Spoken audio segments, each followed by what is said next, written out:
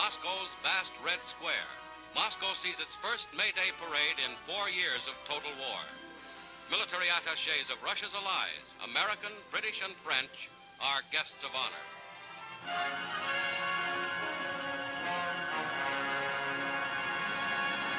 Marshal Stalin, with President Kalinin, Marshal Voroshilov, and other high Soviet officials, mounts the reviewing stand to salute Russia's fighting men.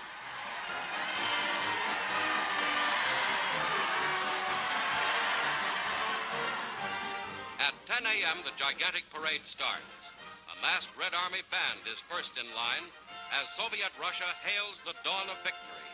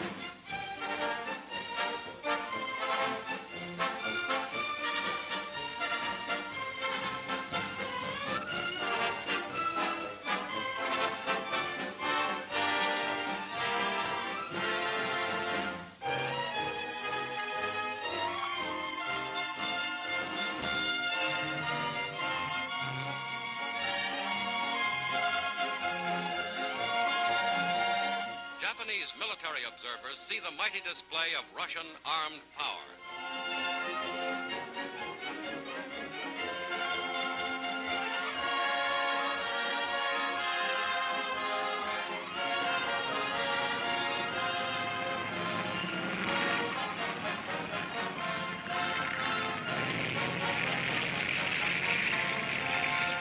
Russian rocket launchers on American Lend-Lease trucks. The Soviet Union, valiant ally, celebrates a holiday and salutes the great victories in Europe.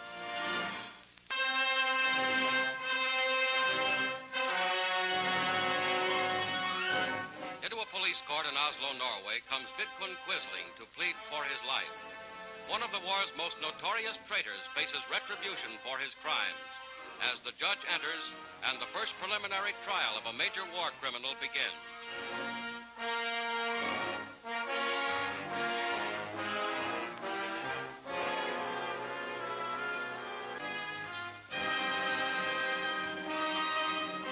Quisling, who made his name synonymous with traitor in his betrayal of Norway to the Nazis, hears the case against him. Once arrogant and ruthless, now he shows signs of fear. In a world freed from Nazism, there is no place for Vidkun Quisling.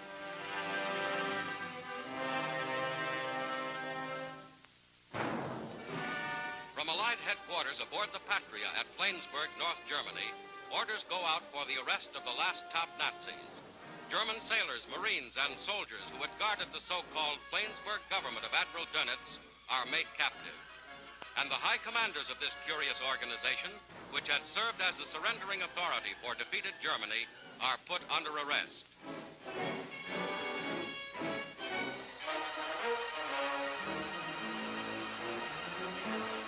In this castle at Flensburg, General Admiral von Friedeberg lies dead beneath a picture of Dönitz. Von Friedeberg participated in Germany's unconditional surrender. Arrested, he took poison. Colonel General Alfred Jodl, Chief of Staff, leaves the enemy's Flensburg headquarters for internment. Jodl signed the German surrender to Eisenhower in Reims. Flensburg's gun placements never saw action. Now, the Fuhrer of the beaten Third Reich, Grand Admiral Dönitz himself, comes out under Allied arrest. With Jodl, he walks through a tunnel in the Flensburg compound to imprisonment. A fanatical Nazi, Dönitz was the commander of Germany's unrestricted submarine warfare.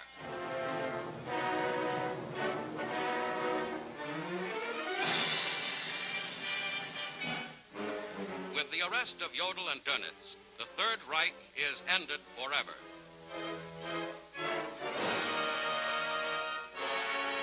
In Luneberg lies the body of the most hated man in Europe, Heinrich Himmler, chief of the Nazi secret police and the savage SS troops.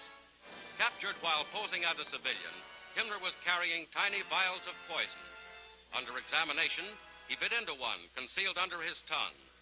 Propped up for official photographs, this Nazi who terrorized a continent has met in violent death his proper end.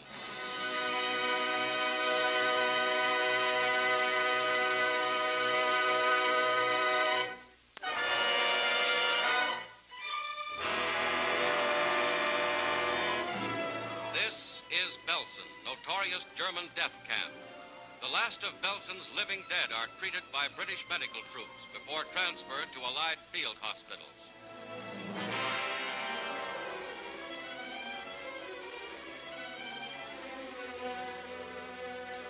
Insecticide is applied to liberated prisoners. Of the 29,000 who survived the appalling filth and disease of Belsen, 500 are children. These former enemies of the Reich will now receive human care and medical attention. Belsen's commandant, Joseph Kramer, murderer of countless thousands, is now a prisoner. British flame tanks fire the flimsy building. Belsen is erased from the earth. Buchenwald, Dachau, Nordhausen, Belsen, names of shame that free men must not forget.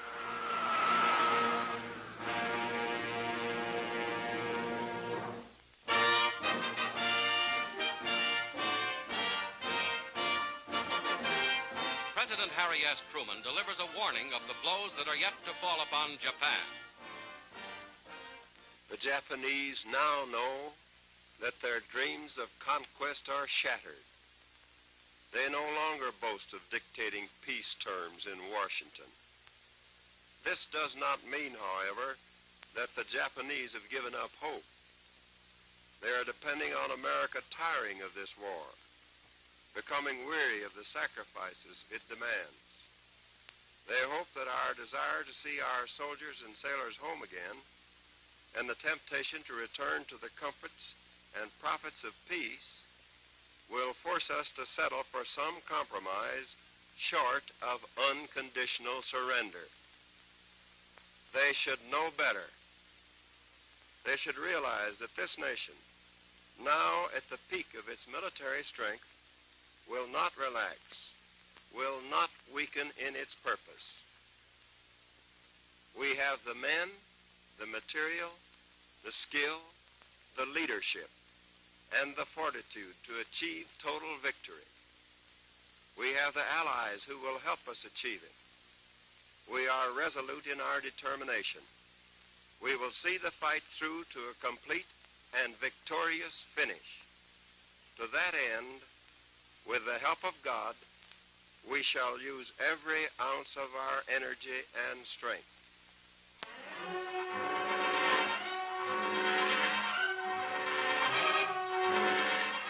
Near Naha, capital of Okinawa, in the American advance on the enemy, a Marine tank strikes a Japanese landmine. The 34-ton vehicle is overturned and lies burning, with 4 of her crew trapped inside. One crew member, thrown clear by the explosion, staggering with shock, comes in as Marines fight to rescue the 4 men inside. But the flames reach the tank's ammunition.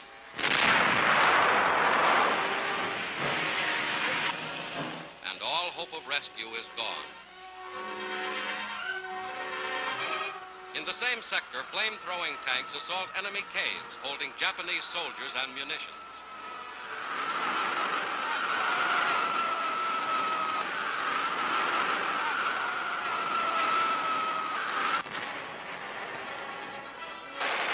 Destruction is total. These actions accompanied the 10th Army's bitter fight for the southern tip of Okinawa. One after another, Japanese positions are burned out. The Japanese have already conceded the tactical loss of Okinawa, a costly but indispensable gain in the war on Japan.